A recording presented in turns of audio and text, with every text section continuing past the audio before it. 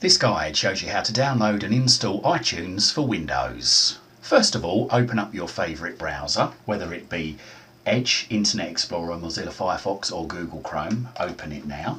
For the purpose of this guide, I'm going to use Microsoft Edge.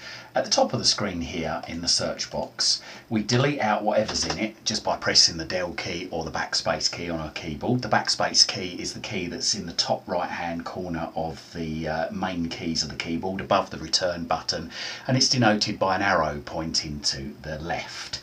Okay, so once we've deleted out whatever's in the top, we might have search or enter web address still in there, but that's absolutely fine. So just type www.itunes.com and then press the enter key or the return key on your keyboard. Once this page is loaded, move your mouse up to download in the top right hand corner of the screen and left click on it once.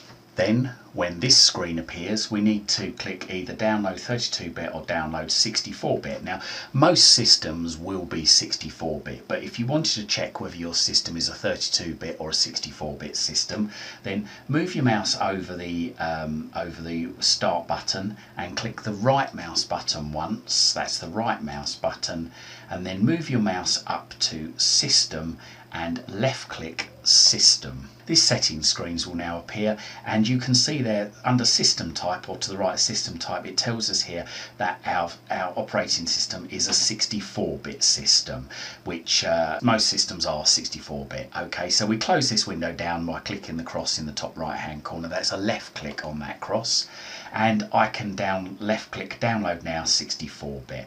If you're not sure, try the 64-bit, and if it says that it's not compatible, then go and download the 32-bit. So left click download now 64-bit, and a message comes up, says what do you want to do with iTunes 64 setup.exe.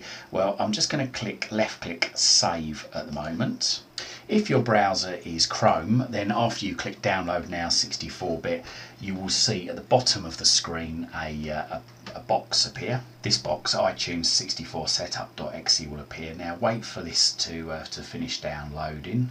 And when it's finished downloading, you'll see the figures have disappeared underneath iTunes 64 setup.exe. Just left click on it once. If you're downloading from Firefox, after you click the download button, it will ask us, you've chosen to open iTunes 64 setup, left click on save file. It will now download, and when it says completed, move your mouse over iTunes 64 setup.exe and left click once.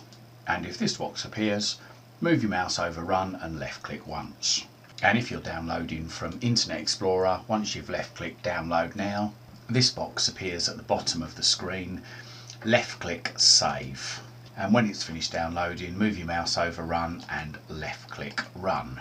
And going back to where we started in Edge, when it's finished downloading in Edge, move your mouse over run and left click run. And then if it says do you want to run this file, move your mouse over run and left click run.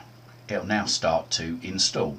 When you see this screen, move your mouse over next and left click next. Then move your mouse over install and left click install. The screen will darken. It says do you want to allow this app to make changes to your device. As long as it says iTunes and the verified publisher is apple.inc or Apple Inc. then that's fine. You move your mouse over yes and left click yes once. Now this bit might take a little while, so just leave it, let it run through. It might ask you in a few moments whether you want to allow this app to run on the device again. If it does, then it's okay to say yes.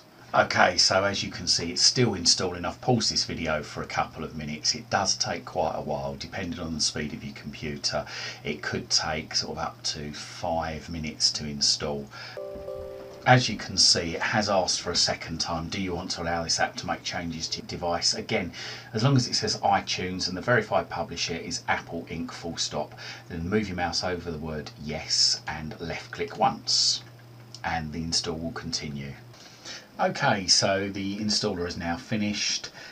We can move our mouse over the word finish and left click once. And that's it. iTunes has now been downloaded and installed to our Windows computer. Hope this helps. Thanks for watching.